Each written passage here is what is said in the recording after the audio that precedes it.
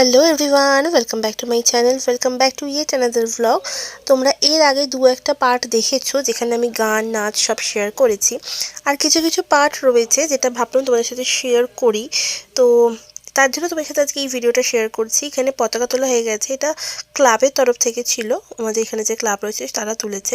And তার পিছনে আমাদেরও আছে, বাট ছবিটা দেখে এত ভালো লাগছে, এত সুন্দর করে সাজিয়েছে, সেটা তোমাদের সাথে শেয়ার করছি। চলো আজকে প্রোগ্রামটা এখান থেকে স্টার্ট হচ্ছে, তোমরা দেখো, তোমাদের ভালো লাগবে আশা করছি। যদি ভালো লেগে থাকে তাহলে অবশ্যই একটা লাইক, শেয়ার অ্যান্ড সাবস্ক্রাইব করো। দেখা হচ্ছে একদম পরের ভিডিওতে। আপাতত তোমরা এই পার্ট যেটা শুনতে পেলে না সেটাও তোমরা শুনে নাও। আমি আপাতত আমার ভয়েসটা অফ করছি, এই ভয়েসটা শোনো, কেমন লাগছে অবশ্যই সেটা জানাবে কমেন্ট করে।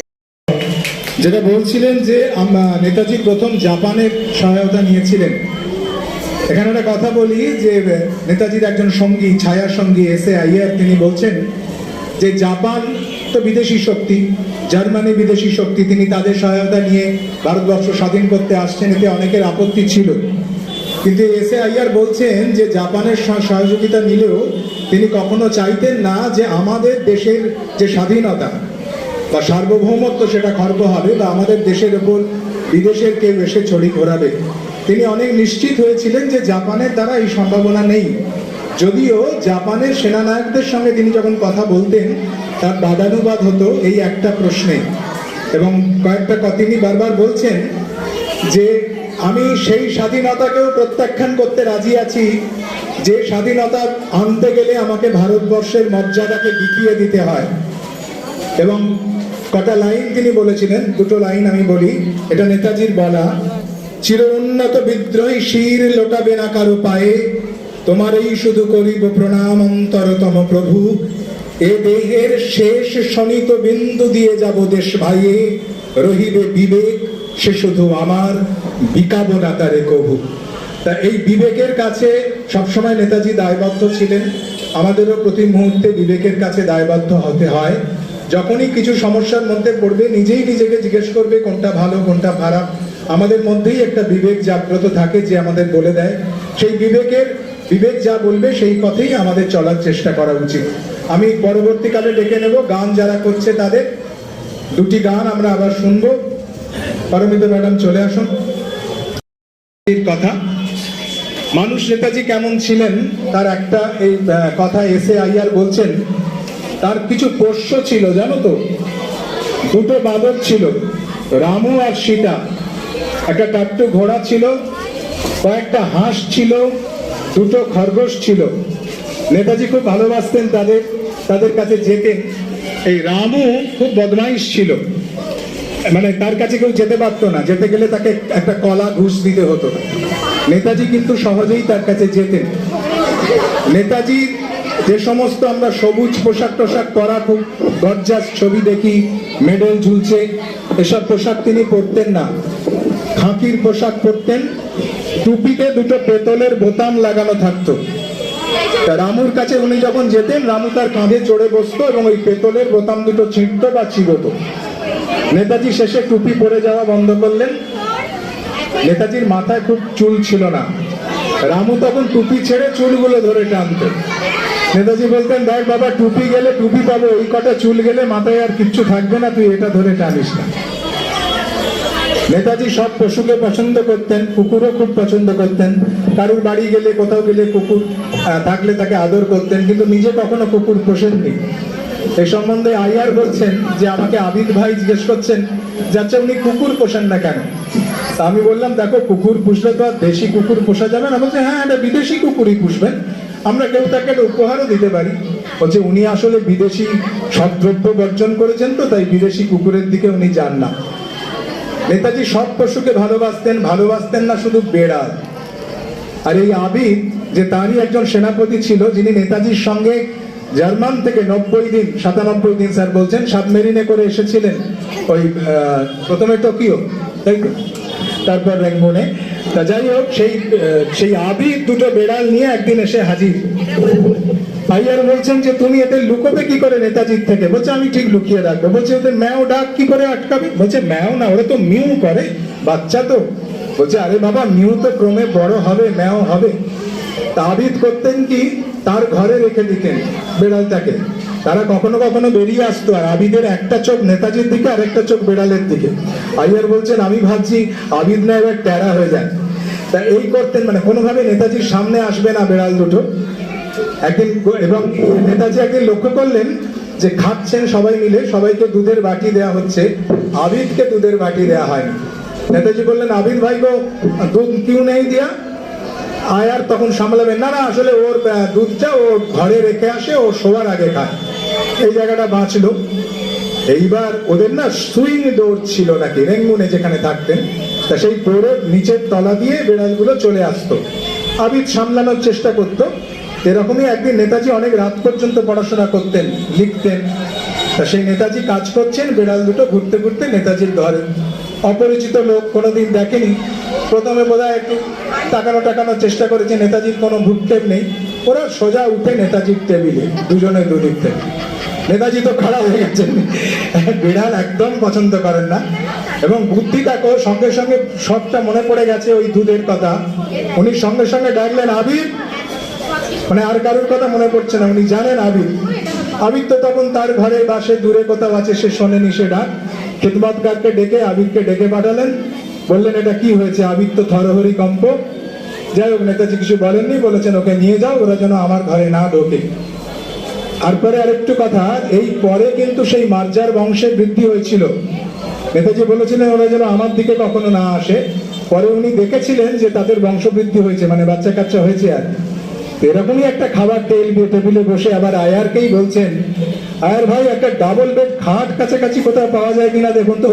তার আগে তিনি শুনেছেন যে আবিদ নাকি ওই বাচ্চাগুলোকে নিয়ে ওর খাটেই শোয় এবং লেপের তলায়। এটা শুনেও একটু রেগেছিলেন আর কি। পরে একদিন আয়ার ভাইকে বলছেন যে অনেক তো বাচ্চা বেড়ে গেছে, সেটা দেখে উনি বলছেন একটু ডাবল বেড খাট কোথাও পাওয়া যায় কিনা দেখুন তো। বলছে স্যার আপনার লাগবে? বলছে না না আবিদ ভাইয়ের লাগবে, নালে ওর শুতে এবার অসুবিধে হবে। তো এরকমই মজার মানুষ ছিলেন নেতাজি। আমরা যে মানুষগুলোকে মনে হয় যে খুব বীর, খুব অসাধারণ কিছু, তারাও কিন্তু আমাদের মতো সাধারণ মানুষ। সুতরাং তোমাদের কারুর মধ্যেও হয়তো নেতাজি হবার ক্ষমতা থাকতেই পারে, সুপ্ত থাকতেই পারে। আমরা বারবারই বলি ছাত্রাবস্থা হচ্ছে একটা সুপ্ত অবস্থা। তো সেই জায়গা থেকে তোমরাও একদিন এরকম কোনো জায়গায় উত্তরণ তোমাদের ঘটবে, এটা আমরা আশা রেখে আমরা পরবর্তী গানের প্রোগ্রামে যাব। দুটো গান শুনবো। যদি তোর ডাক শুনে কেউ না আসে, আর আমি ভয় করবো না, ভয় করবো না, দুটোই রবীন্দ্রসঙ্গীত। এই প্রসঙ্গে বলি, পরে সম্ভব হলে তোমাদের বলবো, রবীন্দ্রনাথের কথা কিন্তু মন্ত্রের মতো মনে রাখতেন নেতাজি। রবীন্দ্রনাথের কবিতা থেকে উদ্ধৃতি দিতেন যে কোনো সময়। আমরা শুনে নিই, নেতাজিকে উদ্দেশ্য করেই আমরা এই দুটো গান গাইব। ছাত্রছাত্রীরা গাইছে, যদি তোর ডাক শুনে কেউ না আসে।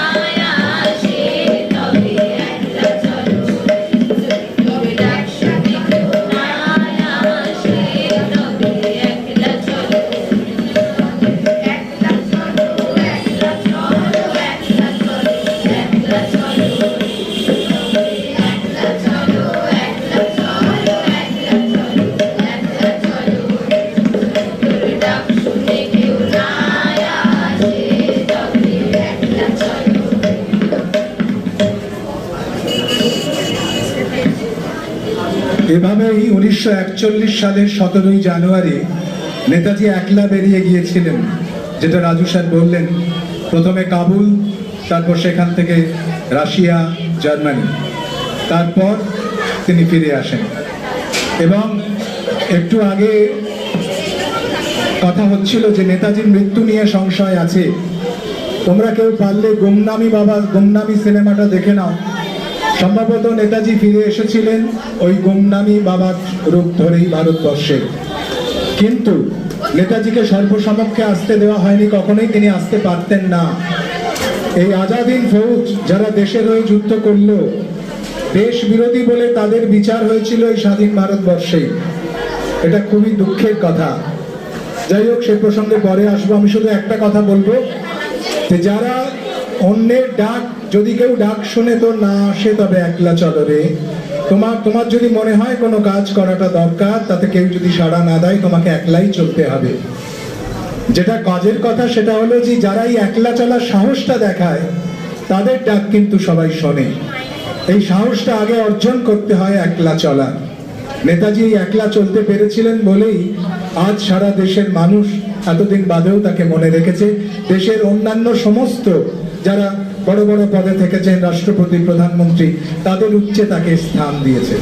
আমরা চলে যাব পরবর্তী গানে। এটা নেতাজিরই বীজ মন্ত্র ছিল বলা যেতে পারে, আমি ভয় করব না, ভয় করব না।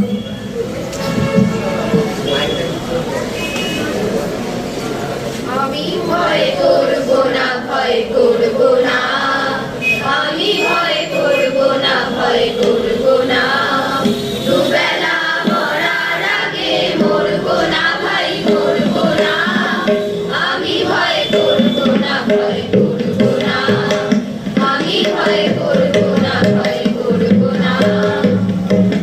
দড়ি খানা বাইতে গেলে মাঝে মাঝে তুফান মেলে, দড়ি খানা বাইতে গেলে মাঝে মাঝে তুফান মেলে, তাই বলে হাল ছেড়ে দিয়ে ধরব না, কান্না কাটি ধরব না, দুবেলা মরার আগে মরব না, ভাই মরব না, আমি ভয় করব না, ভয় করব না, আমি ভয় করব না, ভয় করব না।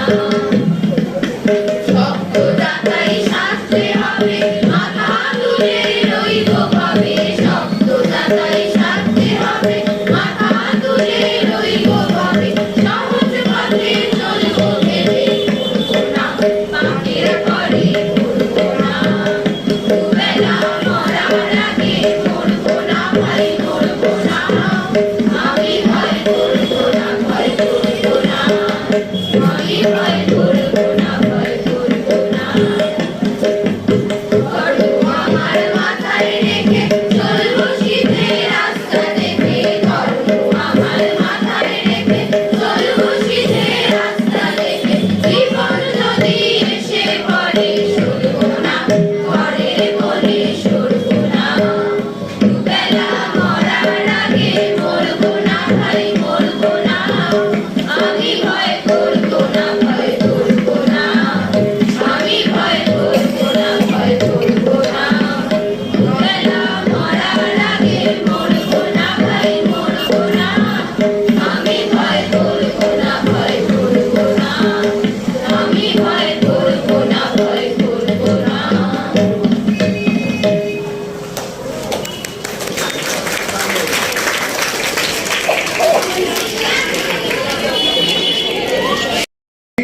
স্বাধীনতার বাণী যখন চারিদিকে ধ্বনিত হচ্ছে, তখন কি তোমরা ঘুমিয়ে থাকবে? তোমরাই তো চিরকাল জীবন মৃত্যুকে পায়ের ভিত্ত করে রেখেছো। তোমরাই তো সকল দেশে আত্মদানের পুণ্য ভিত্তির উপর জাতীয় মন্দির নির্মাণ করেছো। তোমরাই তো যাবতীয় দুঃখ অত্যাচার সানন্দে গ্রহণ করে প্রতিদানের সেবা ও ভক্তি প্রত্যর্পণ করেছো। লাভের আকাঙ্ক্ষা তোমরা রাখনি, ভয় তোমাদের হৃদয় স্পর্শ করেনি। স্বাধীনতার মন্ত্রে দীক্ষিত হয়ে বীর সৈনিকের মতো তোমরা হাসতে হাসতে মরণকে আলিঙ্গন করেছো। তোমাদের শৌর্য, বীর্য, চরিত্র বল দেখে মাতা বসুন্ধরা তোমাদের শুভ্র ললাটে জয়টিকা পরিয়ে দিয়েছেন।